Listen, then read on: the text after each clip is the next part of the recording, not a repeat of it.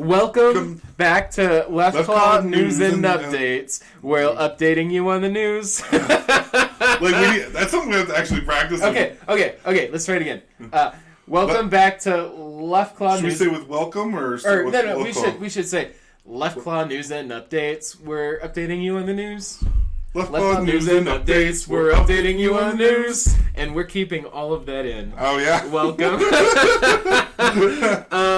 That was completely unplanned. Welcome, where we just told you what we do, so... We're just going to go over, this week's news for geek and gaming culture. Mm-hmm. Thought I'd start off with a little bit of news about Disney Plus going on. Yeah. First, if you can like and subscribe our channel, I don't know how you got here, probably just saw us on your homepage or whatever, but if you could like and subscribe and share us to all your friends, that'd be fucking fantastic. And now, as I was saying, Disney Plus... there's some stories coming out that Disney Plus is going to be doing a Marvel Secret Invasion story. Yeah, so wrong tab here. It's actually not up here because that's like a YouTube channel, so I didn't want to have that up. Well, that's another story. Okay, so the Marvel Secret Invasion happening on Disney Plus. We don't know all the details. Of course, since it's not official news. Mm-hmm. There's not a lot of information about it, but right. I am really excited about the prospect. It is pretty. It's pretty much. I don't want to say all but confirmed, but that's the way it feels at this point. So Secret Invasion is something we've all been kind of the worst kept secret in MCU. I think since they at least since the end of spoiler alert, Spider-Man: Homecoming. Yeah. Or Far From Home.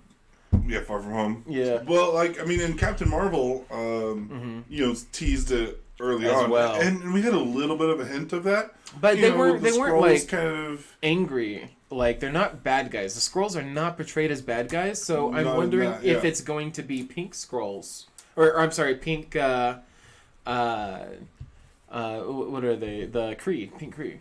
Pink Kree? Yeah, because Captain Marvel was able to pose as a human. Yeah. And he was a pink Kree, not a blue Kree. Mm. So it might be trying to fool you into thinking it's about the Skrulls when it's really the Skrulls versus the Kree. Yeah, could be. And since we're on the topic of Disney's, and we already have the tab open, Taika Waititi has been officially confirmed to direct a new Star Wars film. Yeah. If you're not familiar, he was the guy who made the Thor Ragnarok, which was the most successful Thor movie, I believe. Oh, man. And, he also plays the rock monster in Thor Ragnarok. Yes. The most soft-spoken... fucking brutal guy who likes to have Thor fix his online problems. Yeah, with Noob Master. He also did that JoJo's Rabbit movie. Sorry, I'm messing up on the title there. And I guess he did the last episode of The Mandalorian as well. Yeah, so. He's got some good stuff under his belt. I am really looking forward to what else he has to give us. After seeing how he handled Thor Ragnarok particularly, I am looking forward to seeing what he gives us for a Star Wars film. And we already kind of have an idea because the next Star Wars film is supposed to be the Old Republic. Based on the Old Republic. The Old Republic or the High Republic? The Old Republic is called the High Republic. Oh, yeah? Yeah, so, they didn't call it the Old Republic then. Yeah. Fair, I guess. I love Star Wars. I love Star Wars since I was, 9 years old. Mm. I just recently learned that spice is an illicit drug. You just learned that? Yes. Smuggling spice? You never thought that was weird? I thought that they just had really bland food in the Outer Rim, and they were smuggling spices for their foods. I understand why you would think that, because 200 years ago, we had a war about it. Yeah. Yeah. I thought it was reflective of how things were here long ago, in our real world. And, they talked about it a lot in the Clone Wars cartoons. Mm-hmm. Hanzo I think that's his name.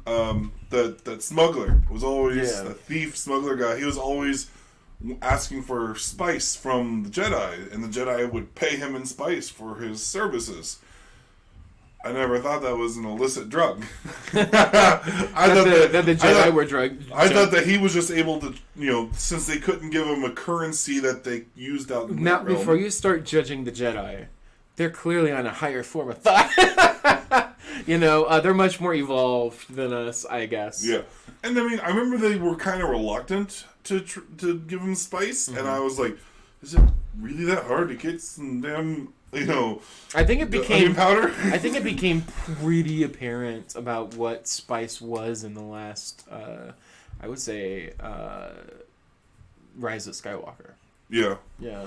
So yeah, it was pretty recently. It was within the last matter of months that I learned that spice was a drug and That's not. interesting. Yeah.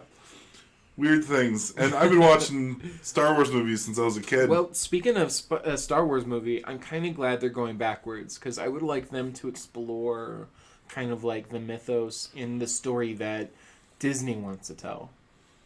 Yeah. Like some of Yoda's earlier exploits, or even beyond. Honestly, I would prefer it if they didn't focus on Yoda. I think we've had enough of like the current characters. I want to fall in love with another character's story. Like a whole new set of characters? Honestly, if they could tell us in greater detail the story of like Bane or Revan, that'd be, oh man, Revan would be amazing. Yeah. Go back to, well, they could still, and Yoda could be present. Revan is a good example of someone who could in one season be the hero and in the other season be the antagonist, because he is constantly Jedi, Sith, Jedi, Sith, Jedi, Sith. Yeah, so I'll admit, and this might be my problem, I didn't read the books. I didn't read the Star Wars books. And that might be part of why I didn't know about spice.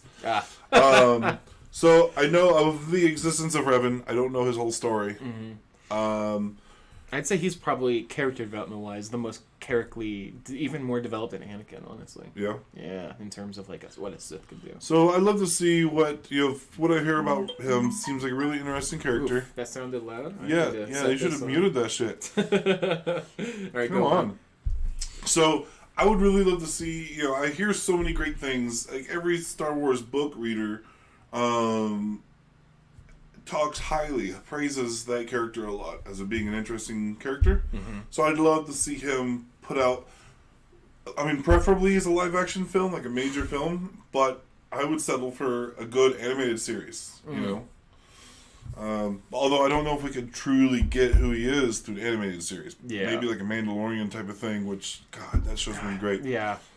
Now... Okay, and I'd like to dispel anyone who did not know, and I'm sure everyone watching absolutely knows.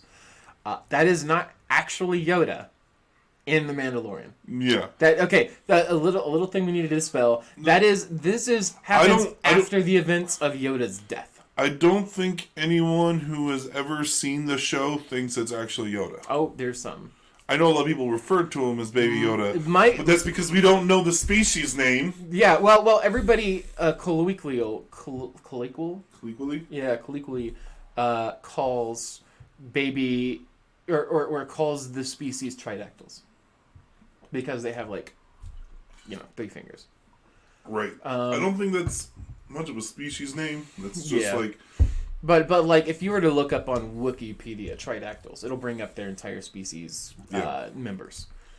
So, until we're given a species name, officially given a species name, I don't think we're gonna get it called much more than Baby Yoda. Yeah, I was about to say the script get on that, just Disney. calls it baby.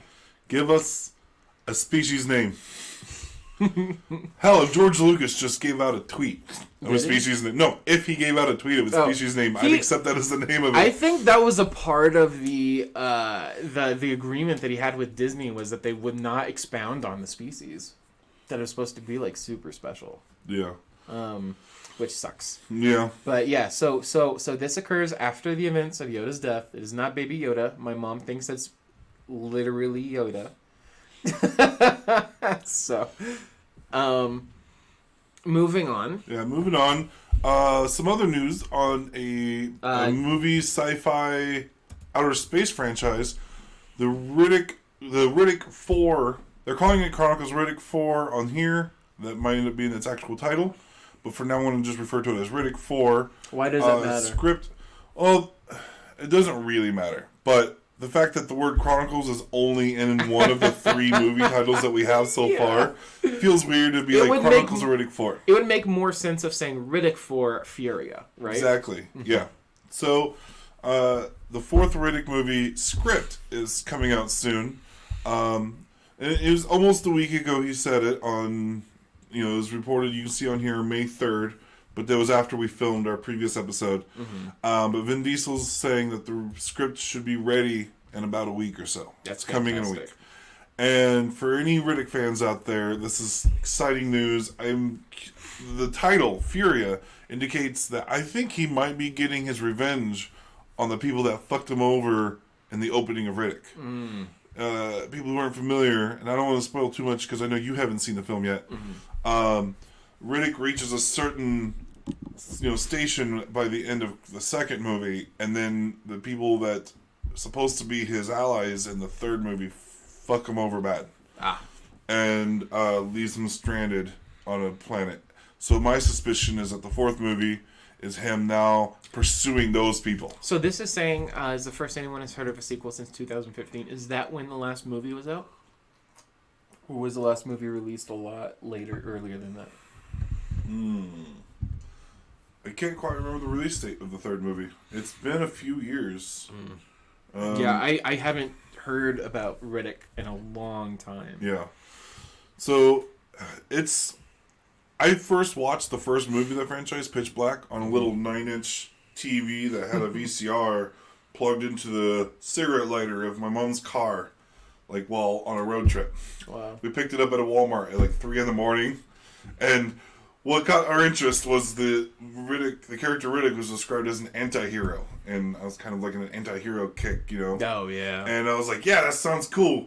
And I watch it, and I fucking love that movie. And That's awesome. Yeah. The only thing I ever played in the car was a Game Boy. Yeah. Well, it was like a 14-hour car drive. So we bought 2 movies. I don't even remember what the other movie was. I did watch the other movie, but I ended up watching Riddick, I think, twice in that car ride. Wow. Do you remember those? Or not Riddick, Pitch Black, to be clear. The first movie of the Riddick. Pitch Black.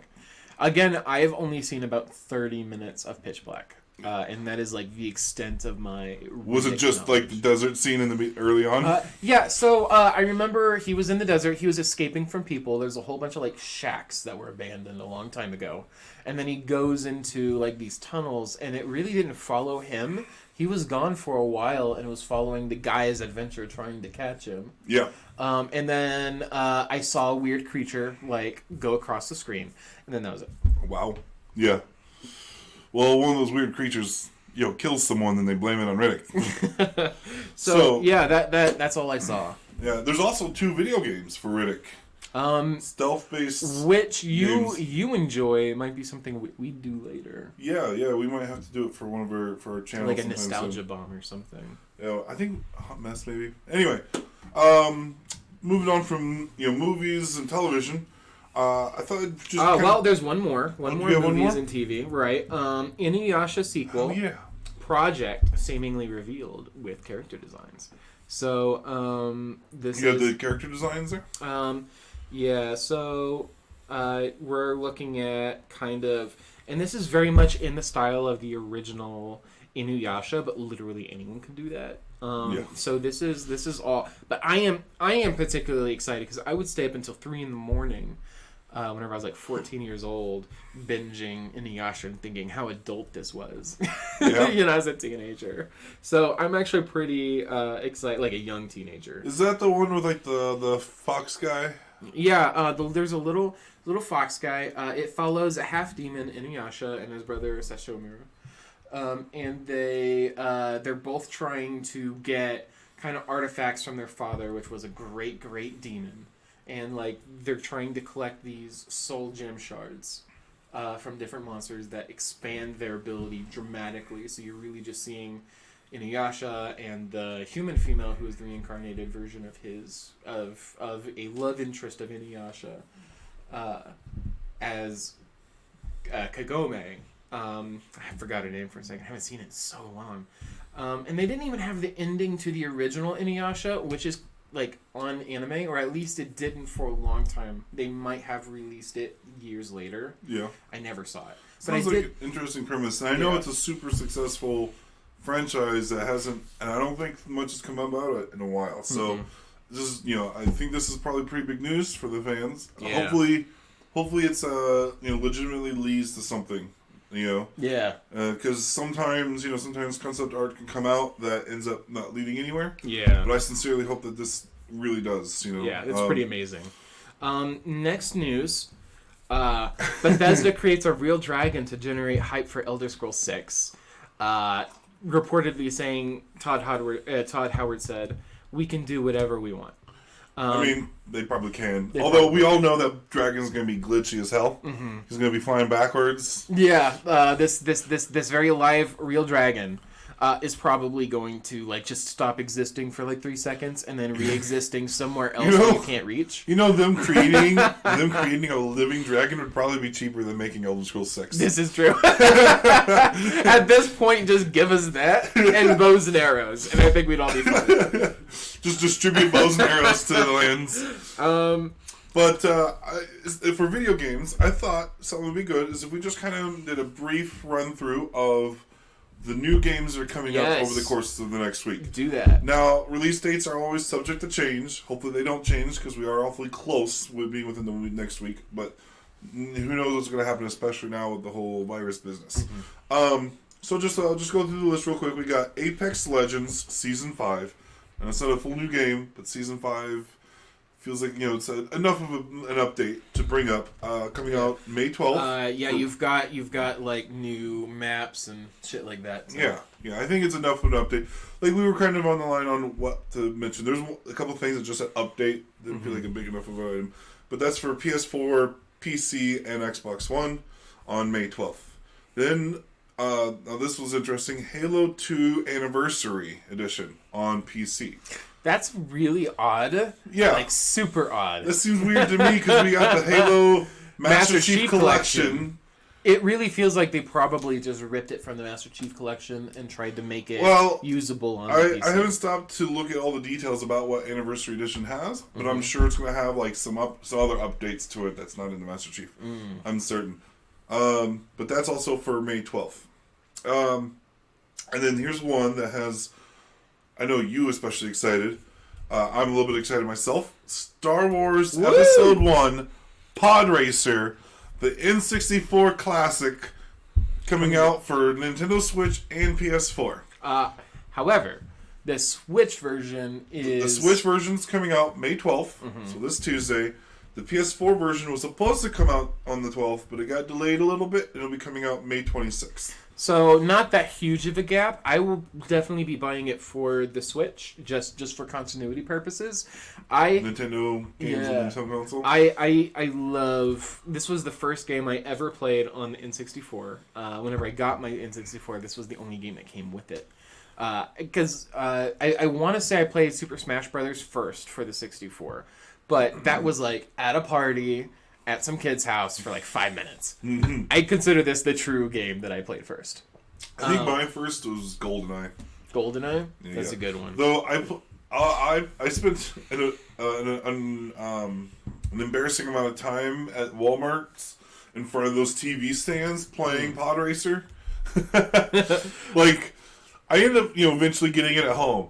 But they had it playable at Walmart, and my grandma would spend 2.5 decades shopping every time we went there, and I would go with her, and so I just played Pod Racer until an employee would kick me off, because she would shop for so long that the employees would kick me off first. To give you an idea of how old I am, I enjoyed Pod Racer so much I got Cruisin' USA for the N64, and when we were that young, there wasn't ready available for saucy things. So there was a woman with a bikini in Cruising USA, and I'll leave the rest to your imagination. But it was all because of Pod Racer. That's fine. I did the same thing with the weird guy that cheats against Anakin. Oh my god! All right, so now following that. We've got a game called Best Friends Forever, coming out on PC and Switch May 14th. TT Isle of Man Right on the Edge 2 for Nintendo Switch, also on May 14th. Hatsune Miku Project Diva Mega Mix for Nintendo Switch May 15th. Is that something that you were familiar with? I'm familiar with it. I never played it, but Okay. I know that it has a huge following, so I'm sure there's a lot of people super into that game. Yeah. So, and yeah, it's not something I've played, but I'm sure that there's some people out there that are familiar with the franchise. And then our last one we've got for this upcoming week is Tales from Off-Peak City, Tales from Off-Peak City, Volume 1 for the PC, May 16th. There's a lot of good ones, and I've been expanding myself onto games I normally would not play recently. Yeah. So I'm probably going to give a lot of these a try now that they're coming out. Yeah. Quite a few of them. Yeah. I'd like to try more of them. I have, time in the day balancing to deal with, the recording for this stuff. Right. Takes up quite a bit of time. But yeah, that's just a quick little run through. If any of those sound like anything that piques your interest, please look into them, look them up. There's, plenty of information out there to learn about those games. Support your game developers. And now we'll move on a little bit to some other news about, some of the other further out information about video games. Final Fantasy VII I wanted to touch base on for a little bit. Yes, The definitely. remake. So, the two of us has finished playing Final Fantasy VII Remake. Oh, so good. Oh, yeah, I love the original Final Fantasy VII already. Mm-hmm. Angel wasn't too big of a fan of the original game. He almost beat it. I think you said your game crashed before you could finish off Sephiroth at the end of the game. The data corrupted as I switched the discs. Yeah, switching from disc 2 to disc 3, yeah. Mm-hmm. Oh, man. I had the same problem, except for I did eventually come back and replay the whole thing. So I got all the way to Sephiroth. It corrupted, not while switching discs, but it corrupted at that game save spot just before switching discs. So Final Fantasy VII wasn't even on my top 5 list for Final Fantasy games. This one's number 2. Easily number 2 of all Final Fantasy games I've ever played. It is so phenomenal. Yeah. It's a lot of people out there. So a lot of people didn't know when this came out that it was going to be only the Midgar section of the game.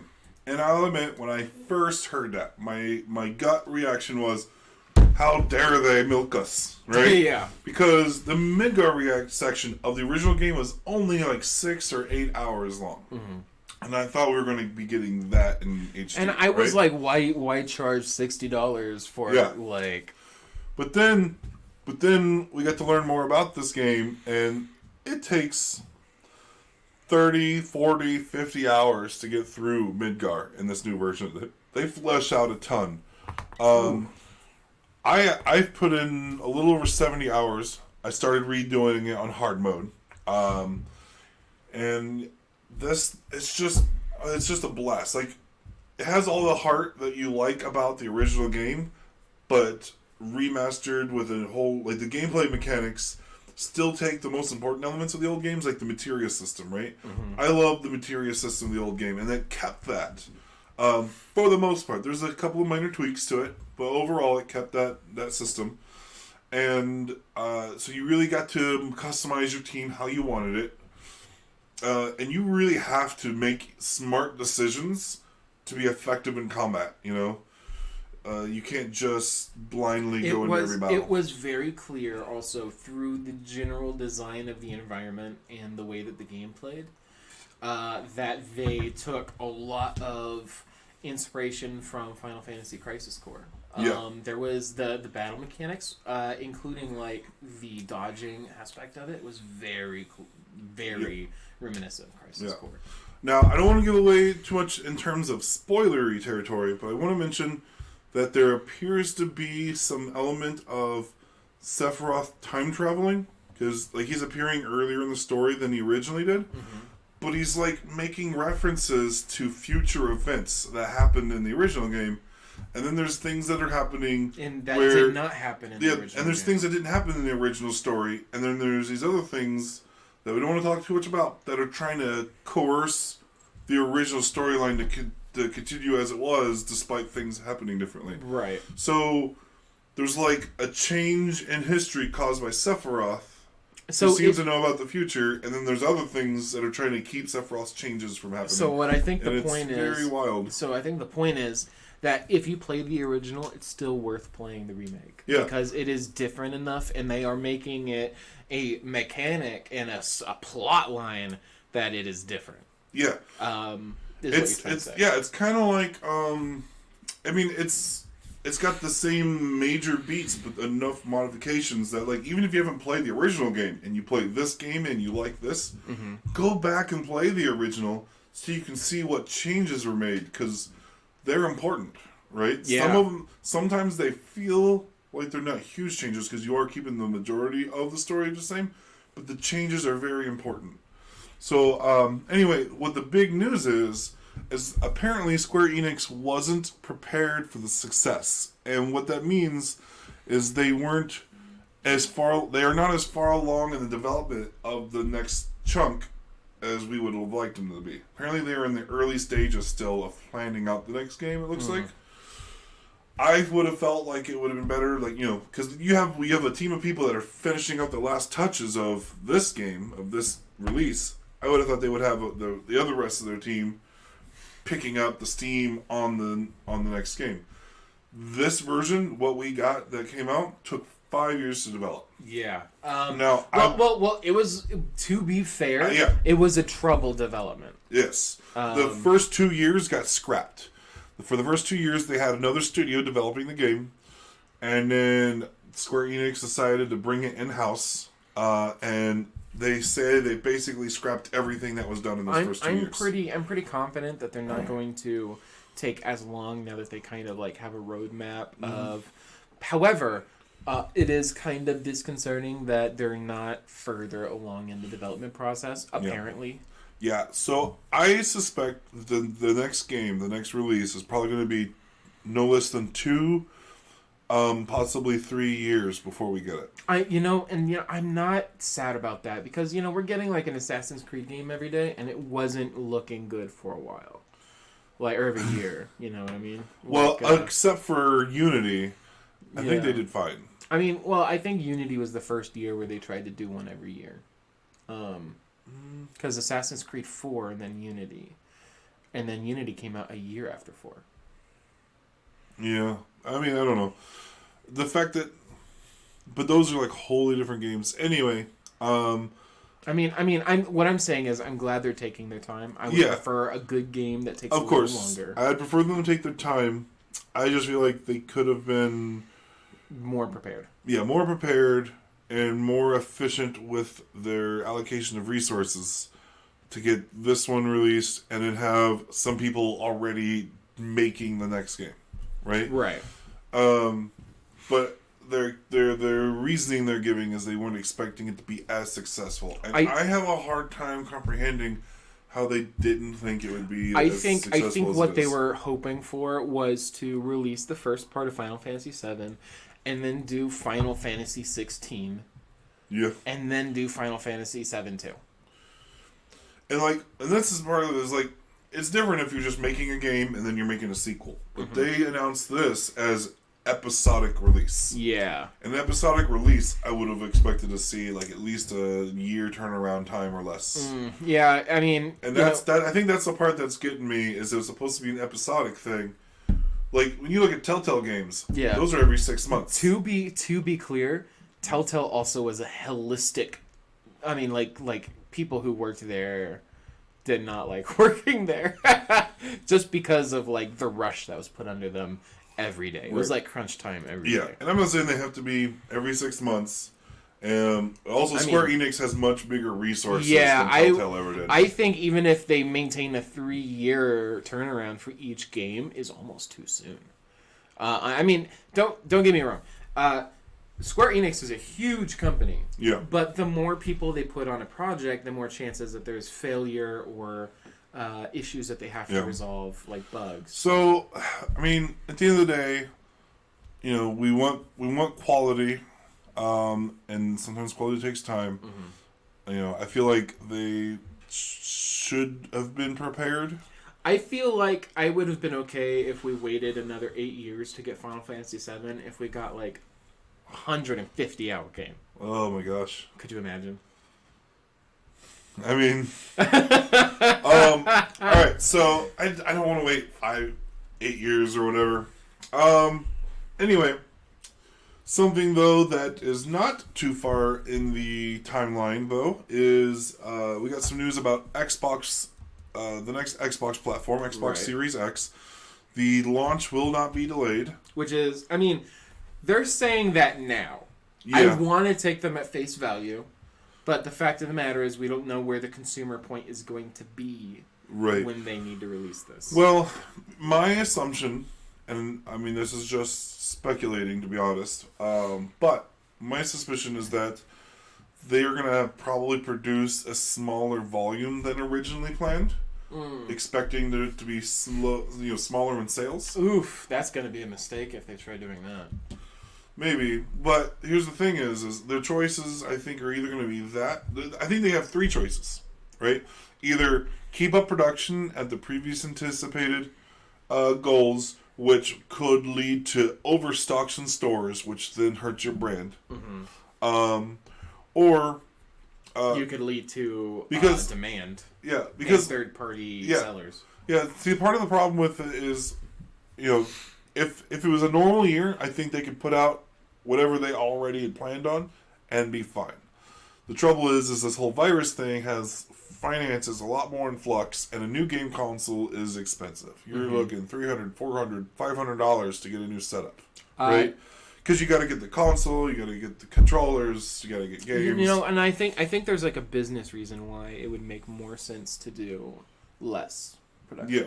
So if you do less production up front, right? If you do less production up front, you have a better chance of those being made, sold, and you don't have as much overstock, which creates a better image. Removing the consumers out of the equation, even. Yeah. If we're looking at the people that are saying, okay, Microsoft, what are your sales this year? What are your projections? Microsoft could legitimately lowball it, and it makes sense. It would not hurt their projections for the year if they say we don't expect to sell as much because of the virus. Yeah. And that's going to be global. That's going to be every product this year. Honestly, I suspect it might be, and I'm not a business guy, like by any stretch of the means, but I think it might be beneficial for game consoles because they're not be held to the same level of standards they would have been literally any other year. Yeah. However, I still think it's valuable for both them and PlayStation to still release this holiday because the sooner, once they get their consoles out, because when the console first comes out, the best games, like, they're getting quality games, but the consoles start hitting their stride a year later, right? So I think it'd be in their best interest to still go ahead and release it this holiday. That way they have the hardware out, the technology is out, and then it has a year to grow a base so that in 2021 we're getting a big banger. Alternatively, if they have to postpone it, postponing it till during the tax season would probably be the best bet for them financially. Maybe. So it would not be that far away. Yeah, maybe. I don't know. There's so much speculation. There's a lot of speculation right now. But the current plan from Microsoft is they're not planning on delaying it. Mm-hmm. They're still, but I don't know if they've given any details about the anticipated volumes. My suspicion is their production will be less than originally planned. Right. Due to lower amounts of pocket change for their customer base. And I think that'd be the smart way to go. Yeah. It's better to be from a image perspective, it's better to be sold out than overstocked. That's true. That helped the amiibos. Mm-hmm. I almost feel like, conspiracy theory wise, Nintendo intentionally released less than products for amiibos just so people would want them. And I think that's a good policy to have. It does make you look better. It made amiibos certainly more wanted. Yeah, if you limit that supply, then that demand goes up. Mm-hmm. In other news, Cyberpunk 2077. Yes. You can customize everything. You can have multiple genitals. You don't even have to only customize your one set of genitals. Apparently, you can have both sets if you want. You can be literally anybody you want to be. And it makes sense given the fact that that's what Cyberpunk is. Cyberpunk is about modding your body to be whoever you want to be. It's ultimate. It is the ultimate personal. Lore wise, it completely makes sense. It's a very weird statement. I can't wait to see what politicians have to say about this when they get word. They're going to be like making I'm sure there's going to be some Fox News stories about how video games are letting you mutilate your genitals now. The actual quote is, "The game contains nudity and sexual material. Players can select a gender and customize their character. Customizations can include depiction of breasts, buttocks, genitalia, as well as various sizes and combinations of genitalia," which is... Wow. Yeah. Very interesting. Combinations of genitals on an individual person is not a phrase I would expect. So all you Futanari lovers out there should rejoice. This is the game for you. Yeah. No judgment. It's an interesting new thing. Video games are entering a new realm. I'm sure there's someone out there that's like, keep your politics out of my games. Yeah, I mean, who gives a shit? This makes sense in the context of the world. Yeah. Why this would... Players can encounter events where they have the option to engage in sexual activities with other main characters or prostitutes. These brief sex scenes, from first-person perspective, depict partially nude characters moaning suggestively while moving through various positions. Some scenes contain brief depictions of thrusting motions. Other scenes depict a character's head moving towards a partner's crotch.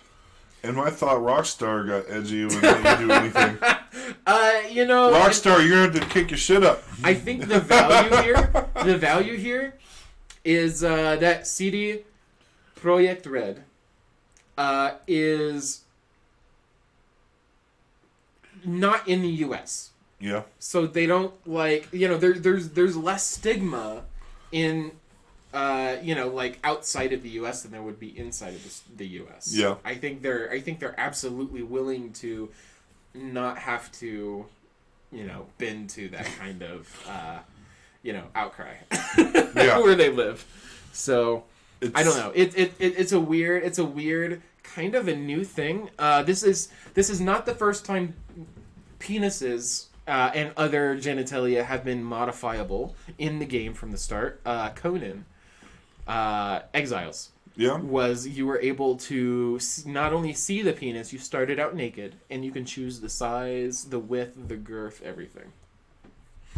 So I did not expect that. Yeah. Just could not choose a combination, which is the thing that I'm the most surprised about. Yeah. I am curious about what exactly that means. Yeah. I believe that the console versions of Conan Exiles removed that feature. Oh, yeah. So I'm not sure if we're going to be seeing this in the console versions. This might be exclusive to PC. We don't know. Yeah. But I hope that... We'll report back on that when we have more information. So to be clear, I don't believe that this game will ever be on the Switch, but the Switch is currently the only console that has promised to not censor depictions of nudity in their games that come onto their platform. I vaguely remember that story from a while ago, and thought that was a really weird stance from Nintendo. Yes, especially since PS4 has been systematically adding clothes to certain games. And it's not like we don't see nudity on the PS4. Yeah. But we might not see this level of nudity on the PS4. Who knows? Yeah. But also Cyberpunk, to get some more information, and then we might get more details about this, on June 11th, Cyberpunk 2077 is going to be having a event called Night City Wire, where CD Projekt Red will be giving more information They didn't give any details on what they're showing. They just said they'll be showing some new stuff. For... It will be essentially what their E3 presentation was supposed to be. Yeah, that's the expectation. It's what their E3 presentation would have been. Because it's what they're using in replacement. Can you repeat the name? Night City. Yeah, Night City Wire. Night City Wire. On June 11th. Oh man, that is a thing to look out for. Yes. So keep an eye out on that. Yeah, Johnny Silverhands. We'll probably make another appearance. Who knows? Yeah. You're breathtaking. God, that was great. And are we ready to go on to our that story? Yeah. All right. So, Mortal Kombat 11 has announced that they are putting out a story expansion pack called Mortal Kombat 11 Aftermath. It's $40 for just the expansion pack, or $60 to get the expansion with the base game. It picks up on the story right after the end of Mortal Kombat 11. It will also introduce 3 new playable characters. 2 of them are returning characters. The Wind God Fujin, who I don't believe we've seen since Mortal Kombat Armageddon. Yeah, he's been pretty lazy. And Shiva. Who was in the storyline. Was in the story, but not a playable character, which is strange. Yeah. I think there was another Mortal Kombat recently that had Rain in the cutscenes, but not playable. And that frustrated me because I was like, I like Rain. Yeah, Rain's awesome. I love Rain. Not in this one, but I can't remember. It was 9. Anyway. And then our special new guest character, RoboCop. Yeah. Which means that Terminator versus RoboCop is now a thing again. Yes. In like a 20-year gap. Yeah. Terminator already existing in this game as a previous guest character in a DLC. Finally, it gives us that matchup, that player versus player, RoboCop versus Terminator matchup that I've been wanting to see since I played the old Super Nintendo game of RoboCop versus Terminator. Which, if you haven't played that game, check it out. That was a lot of fun. We might have to do that as a nostalgia bomb. Yeah. Have you ever played it? I did briefly while I was doing a project for a friend of mine. It gets pretty hard near the end. Does it? Yeah. But yeah, that game you're playing as RoboCop fighting through hordes of Terminators. So I cannot wait to see. I mean, it would make sense he would be the protagonist. RoboCop would be. Yes. I'm excited. I'm more of a RoboCop fan than I am a Terminator, although I like them both. That is not to say one is better than the other inherently. I just like RoboCop better. Yeah. I like something I'm personally excited about is seeing Shang Tsung in almost a protagonist role based on these trailers, or at least working with him. Well, it was revealed. Wow. Shang Tsung apparently was a puppet the entire time. Yeah. According to Mortal Kombat 11.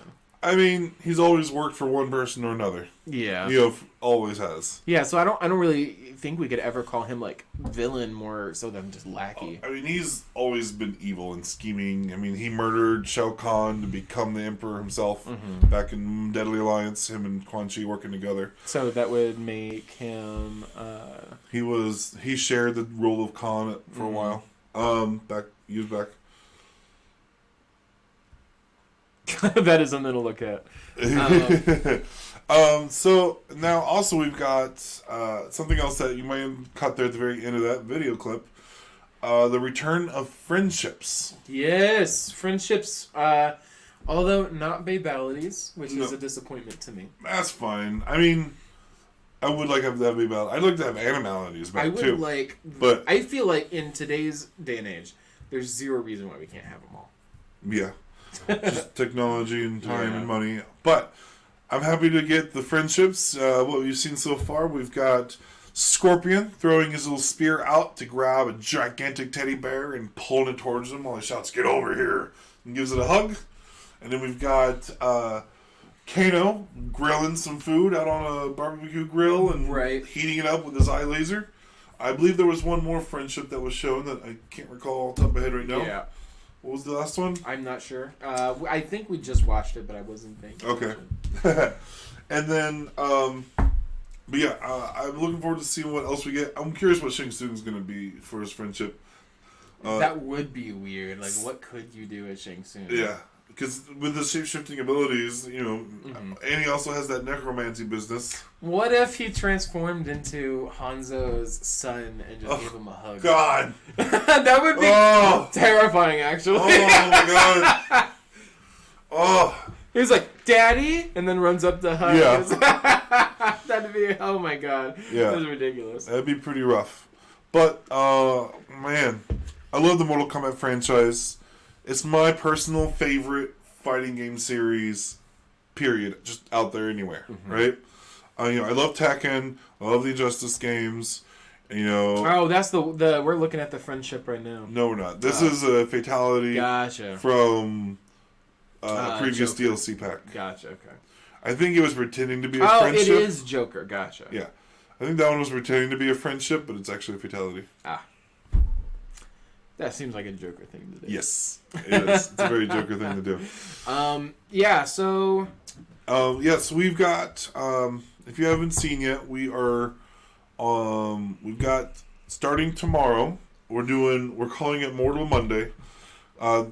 We've recorded us playing the whole storyline of Mortal Kombat 11, the original storyline. We're not releasing it all in one day. No, it'll be our hot mess episode. So it'll be episodic. That's going to be taking precedent over other hot messes. It will, unlike what we've been regularly doing, it will not be one after the other, one after the other. We'll be doing them consecutively to get through them, so that we can be ready to release the new Mortal Kombat game. Yeah. So we wanted to go ahead because of Aftermath coming out so soon. Like, I feel like it was just announced like yesterday almost, and we're getting the DLC in just a couple of weeks. Yeah. So we wanted to go ahead, and we went ahead and recorded us playing through the whole original storyline of Mortal Kombat 11, which will start releasing as episodes tomorrow. And then when Aftermath comes out, right after Aftermath comes out, we're going to do the same thing with that. We're going to play through the storyline of Aftermath so you can see the expansion, and then release those as episodes to follow up on these ones. So we decided to throw that in as quick as we can, and we're really excited about it. I'm hyped up about it. Yeah. The ending of 11 is so grand.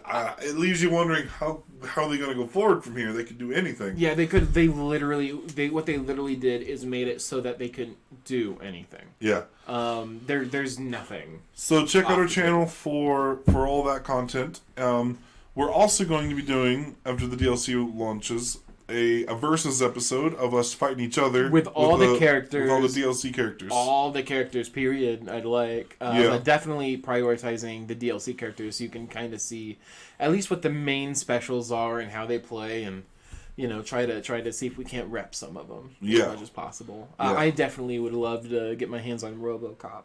Yeah. I got to try out RoboCop. And I have Spawn now, but I haven't taken the time to play as him, so I'm looking forward to playing the Spawn too. Yeah. This franchise is just insane, and I love it. Mortal Kombat 11, the ending, which I just recently played. I finally got through it. Blew my mind. It was good writing, fantastic story all around. And it's suddenly a really big time for Mortal Kombat because we're getting this DLC in a couple of weeks, but we also just got an animated Mortal Kombat movie. Yeah, I think they were designed that way. Yeah, it's a really good promotional stunt because it's getting me hyped. Yeah, I am freaking hyped, and it makes me wonder if the changes that happened in the animated movie was not a direct result of the ending to Mortal Kombat 11. Yeah. So in the new animated movie we just got, it's Mortal Kombat Revenge of Scorpion, right? Or Scorpion's Revenge. Yeah. Scorpion's Revenge. Yeah. And that game, it takes place during the first tournament, of the first game. Only a little bit of a slightly modified story, where Scorpion, it focuses more on Scorpion than in the other versions we've had. So it starts off showing, Scorpion with his son, teaching him about willpower, about how the Scorpion is so dangerous due to its will. And then it goes on through this, the slaying of his clan and his family and Scorpion himself. Yeah. Or Hanzo Hasashi, as his name is at that point. and then showing him the getting through the Netherrealm, and then meeting Quan Chi and making his whole deal that, we already know the story because we've read the story or we've been told the story. Now we're finally getting to see that story, and with good recurring voice actors, good voice actors. Yeah. They did not shy on the visceral nature of Mortal Kombat. No, they even use some of those X-ray moves or the fatal blow X-rays you get. They did a few of those in the animated movie. So yes. Someone's getting stabbed in the head. It'll then pause for a second and go slow motion to show their skull in their brain as the sword is going through it. And that's a relatively new concept in Mortal Kombat, but it almost seems inherently Mortal Kombat. Yes. Anytime I ever see it in something that's not Mortal Kombat, I will forever think they stole that from Mortal Kombat. Yeah. Oh man. So it was ultra violent and bloody, despite being animated, not for kids, but.